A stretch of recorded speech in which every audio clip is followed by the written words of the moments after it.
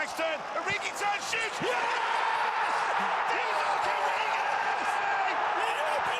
Build the dream in FIFA 20, pay less and get more, and use the code TVM at checkout for a bigger discount. What is going on, guys? TVM here. Welcome to Has the Patch Changed FIFA 20? A lot of people complaining that the game is unplayable this year and that it's a bad game, and FIFA 19 was actually not that bad. I don't know if you've played FIFA 19, but least said about that, the better. This patch addresses a few problems that a lot of people are having. It doesn't fix everything, and there are still some problems that I think EA will need to do in a second patch. But I play on PC, so I have the patch right now. I've been playing it all through the early hours and a bit today. And if you want to see gameplay from it, I might put a bit here or there in this video, although we do have a little bit of sort of like a video here or there to watch. But you can go over to the Road to Glory, and there's like 4 or 5 games in there that is all on the new patch. And you can see exactly how people defend now, which is comical, and how the goalkeepers react, as well as a few other things like over-the-top through balls and such. But we are going to go through it, and I'm going to just tell you how I feel about that. And if I don't have an opinion, I won't give you one, right? I'm not going to say, oh, yeah, I've noticed this when I haven't. I'm not going to lie to you. Let's get into it. So I'm not going to read the beginning bit. Basically, it's an introduction to we've fixed things. It's coming to Xbox and PlayStation soon. I'm assuming it's going to be after Weekend League on Tuesday, and of course it's already live on PC because we are the guinea pigs. I say that we're not really the guinea pigs. It's just a PC update. You can literally click apply and it's there. With the Xbox and PlayStation, you literally have to wait for it to be approved, and then they have to put it on the store, and it updates on Tuesdays. Now, in terms of gameplay, here we go. So there are a few things involving what's that word I'm looking for, Volta, and there are some career mode stuff. I'm not going to address those because we are strictly Ultimate Team here, but obviously if you want to read it, then I will link this post down below. So be sure to check out the community post for changes contained within the title update, but there are the 3 key points about gameplay. So these gameplay updates are driven off of the feedback that we've received over the past few weeks, and I've lost my place, including the feedback from the closed beta, which is interesting because people say that the beta is absolutely nothing like the full release, so it's a bit of a weird one that they've taken information from that when the game doesn't play like that. I digress. Most of the upcoming updates have been played by members of the community, with their feedback influencing those updates where appropriate. And finally, we are being cautious about every change that we are making, and we are focused primarily around the fixing the bugs, not fundamental changes to gameplay. That being said, we also want to ensure that when we have clear and consistent feedback around a topic, we are positioned to respond quickly where appropriate. So basically, they want to change the core mechanics of the game like you did last year and completely ruined it. What they want to do is tweak the errors and the bugs, which is awesome. That's exactly what we want them to do. I dread the first major patch of the season because it normally breaks the game and changes it into something that I didn't pay for. Goalkeepers, this should be interesting to read what they've actually written, because I'll wait and I'll give you my opinion in a minute. So one area of focus for the team in this TU was on goalkeepers, with a number of changes or change and fixes for them. There are 2 main improvements that we wanted to cover in this pitch notes. First off, we have a change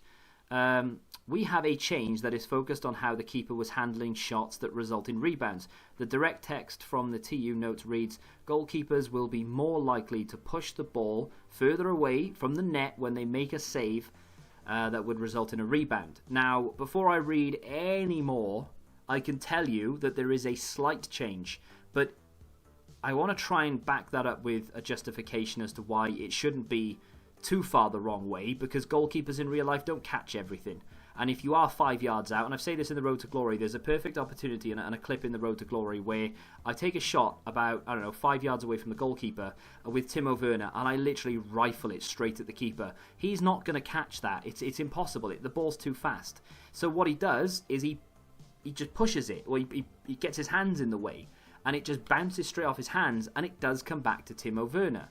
But that's what would happen. You can't just make him save everything, because then that would be too overpowered. So they've they've tried to make keepers push things further away, and they have done for the most part. If you take a shot from outside the area, he doesn't just knock it back into the 6-yard area anymore. He will try and tip it around the post or just push it away from goal. Those changes have been implemented, and they do look good, and they are a little bit more effective. But you will still score your fair share of rebounds, because they need to leave a degree of realism in there. Otherwise, what's the point? So if you shoot from super close range and the goalkeeper, can't handle it because the shot's too powerful, he's obviously not going to catch it. So that's what I've noticed so far. With this change combined with the other fixes for goalkeepers covered in the second update notes, we are expecting to see less goals from rebounds, which I don't think is actually true at the moment, with the keeper trying to push the ball away from the net more often instead of seeing the ball directed into a spot where an attacker could easily score a rebound. The thing is, I've actually scored 4 rebounds in 6 or 7 games, and I was scoring probably about the same before. So personally speaking, I don't really see that there's that much difference. They have improved them. It's weird. They have improved them, but I'm not seeing a massive difference. But I'm not moaning about them. I've conceded a few, but when you look back at them, maybe in the moment you'll moan about it, but when you look back at it, you'll think to yourself, oh, hang on a minute, yeah, goalkeeper would never catch that. The ball's going far too quick. Or maybe the goalkeeper has recovered and he couldn't, like he's gone one way, he's been sent the wrong way, he comes back, he makes the save, but it rebounds straight back to the attacker's feet. It looks natural. I'm not going to moan about that in the slightest. It says, secondly, we have a change that is focused on penalties. Now, I'm not going to read that. Basically, what they're saying is they've changed it to be more like this. So this is what it was.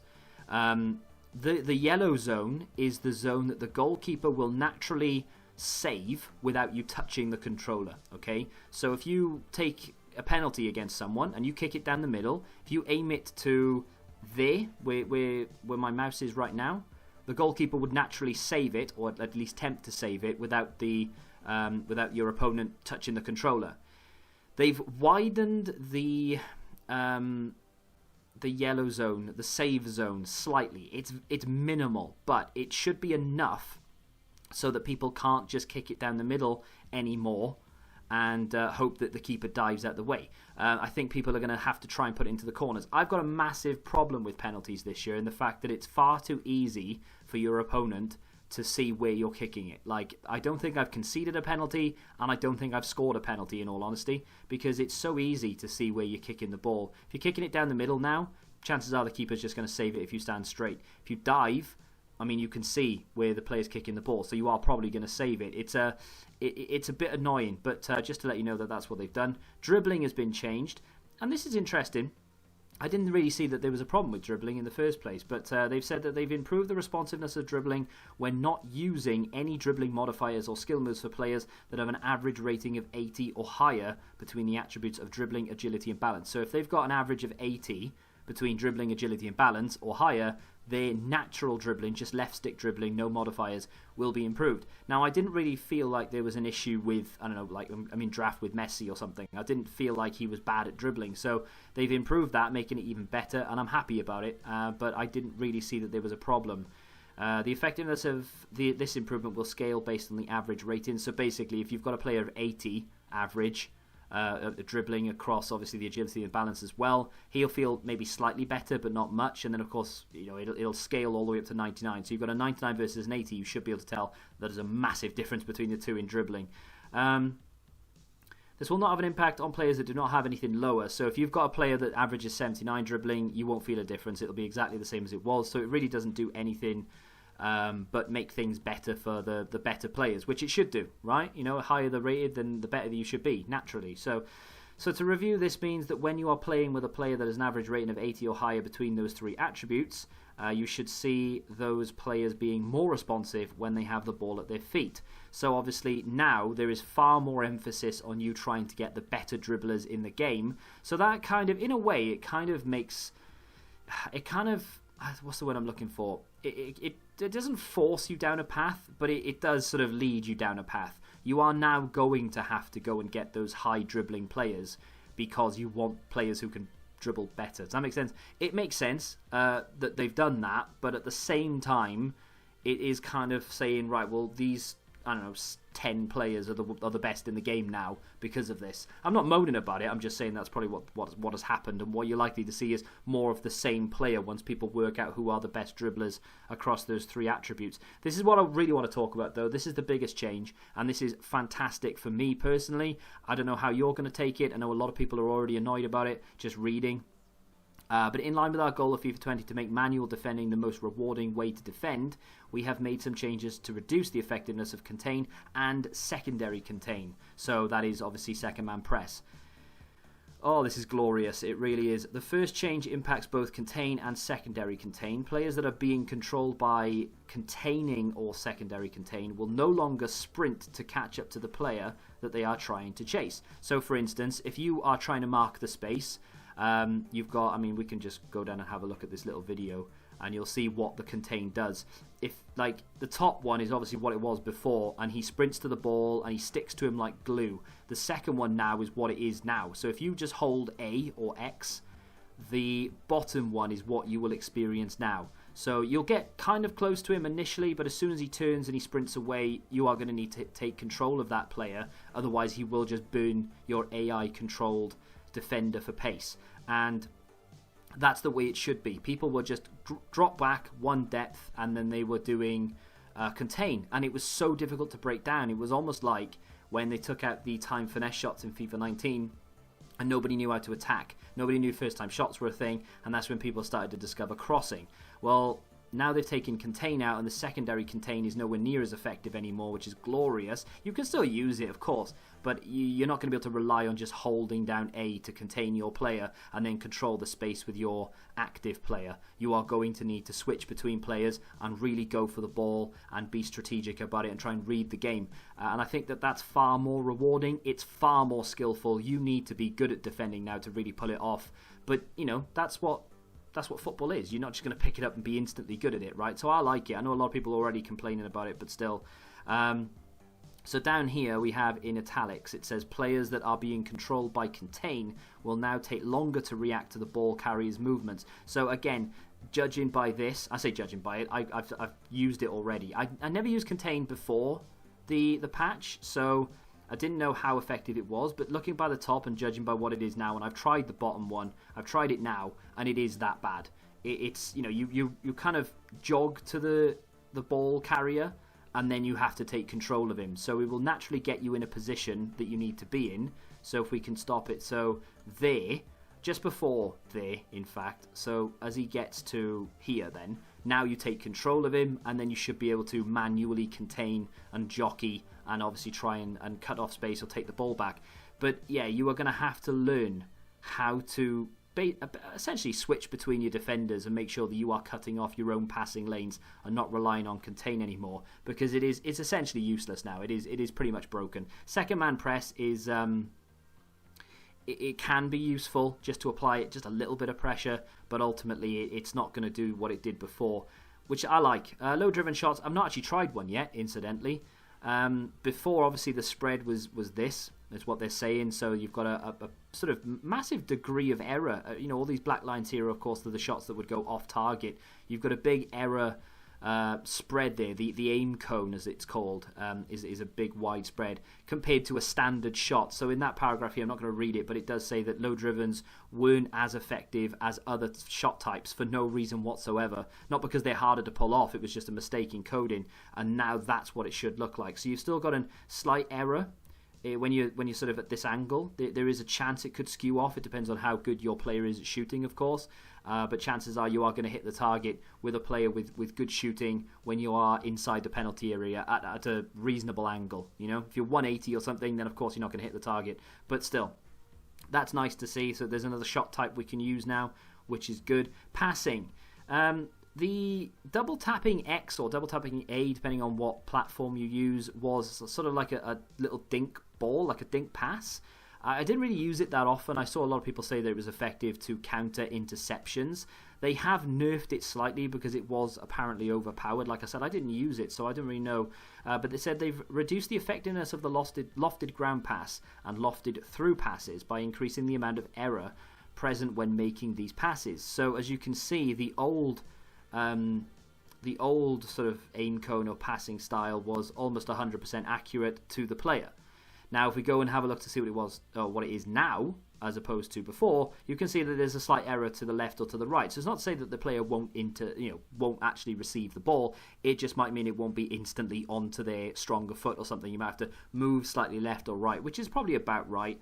Again, I haven't really tested it. I don't use that pass. Maybe I will in the future, who knows, but for right now at least I haven't used it, so I don't know how much that has been affected. Yeah, and then this one, of course, is this is the lofted pass. Again, it's the same situation. They've just made it slightly more error rather than being pinpoint accurate every single time, which is about right. You know, you're not going to get everything right at the same time.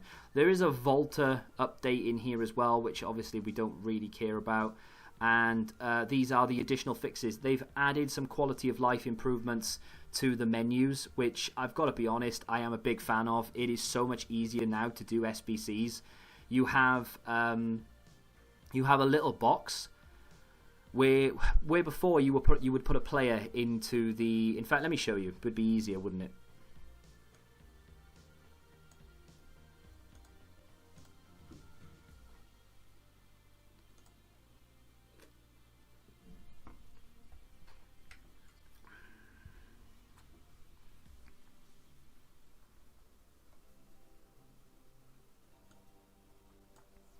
Although essentially I was going to load up the game, but I can actually show you here. So what we have is a video, and you can obviously select whatever position you want to put a player in, and then you can move using this box on the left hand side here, which pause it there. You can move, you get a little yellow indicator for each position. Using LT and RT, you can move between all of the positions, select whatever player you want, put that player in said position, move to the next one, put another player in. You can obviously put your search parameters in as well, so if you click Y down here you can see search. Like it was before, you go to the filter section, so you can go maybe just all Premier League or all French League or whatever, and then you can, again, you come back to this screen and you can filter through and put on a whole load of, low to high bronze French players, for instance. It is such an easier system because you know where you're putting the players and you know how many spots you've taken up and what have you. So yeah, I really like that about what they've done to the UI. It makes it so much easier to use now, which of course was the main problem for a lot of people. I think a lot of people were moaning that the menus were too slow to try and build SBCs. They fixed it now before we get to the point where you're going to be doing lots of league SBCs, hopefully, or whatever. But big quality of life fix there. I don't know if there's anything else worth mentioning down here. There's another video. I wonder what this video is. Let's watch it together and find out. So it might just be what I've said, to be honest. Oh yeah, you can do that. You can like pick a player and then go back out and then put in whatever you want. But I didn't really see the point in doing that because you can just use this little mini map. All you have to do is press start essentially when you go to this screen, and it'll activate the mini map, and then you can pick whichever one you want. If you don't activate the mini map and you just press on a player, it will ask you where you want to pop that player into the squad. So if you're only after the one card, then fine, makes sense. But if you want to put in more than one, then you have to activate the multi-swap, and then it's just so easy to use. And yeah, that's pretty much it. So I mean, to sum up, for someone who's been playing it all day, I have not many complaints really. The rebounds from goalkeepers, I think, is and probably will get nerfed again. I think for right now, they probably are about right. Goalkeepers, for me at least, they're not really catching more than they were before. I think that they said that within the pitch notes that they would fix it, that keepers would catch things instead of punching them in easy situations. Not once so far have I had a situation where the keeper has caught it where I thought that he wouldn't have done before. It's just it feels the same. In terms of the rebounds, yes, the keepers are slightly better and they try and push it out, but sometimes you're just too close and they just knock it straight back in, and you can't argue with that. That's just how football works. So that's probably the only thing. I think people will complain about it. EA will listen and they will nerf it again, which I don't think needs to be nerfed. But even if it does get nerfed again, even if they do make goalkeepers catch, 25% more things, I don't think that's a big deal. I really don't think it'll break the game. I don't think it'll make the game any worse. It might make people happier? I don't know. The one thing that they definitely will get complaints about, and I hope that they just stand strong and they plant their feet and they say, no, we're keeping it because this is how we want the game to be played, is this beautiful new addition, and that is to nerf contain. This is fantastic, and it just means that if you're bad at the game now, you are likely to complain about it. It just takes practice. Honestly, I'm not good at the game. Might be it's easy for you to say. You're great at the game. No, I'm awful. I'm terrible at the game. But I'm having fun playing it because it's rewarding when you get it right. You're not relying on the AI, and when they get it wrong, you blame the game. Now you can only blame yourself because you are the one that is cocking things up. And I like that. You can't just use the AI every year because it's boring. It's pointless, right? This is a great addition. And I'm glad that they've done it. I'm really surprised they've done it, actually, because it doesn't alienate, but it kind of does push away the casual user a little bit who doesn't have time or want to get used to the game. But in all honesty, that's the way, in my opinion at least, it should be. There should be a skill gap between the good players and the bad players, and the AI shouldn't help you out. I love it. That's a great addition. The second man press and the contain have been nerfed, and I've never been happier. That's going to do it, though. If you want to see the gameplay and you want to see maybe a little bit more in depth, then you have to go check out the Road to Glory, or maybe player reviews. I'll mention it there now and again when we do those, because obviously all the gameplay now for the next week, well, forever, will be the new patch. So if you want to see more of it and you want to see it in action, go check out those other videos. If you've got any concerns or questions, feel free to put them in the comments down below. If you have enjoyed it, though, hit the like button, subscribe to the channel if you're new, and until the next time, goodbye. Football Index. The game changed. Download the app now.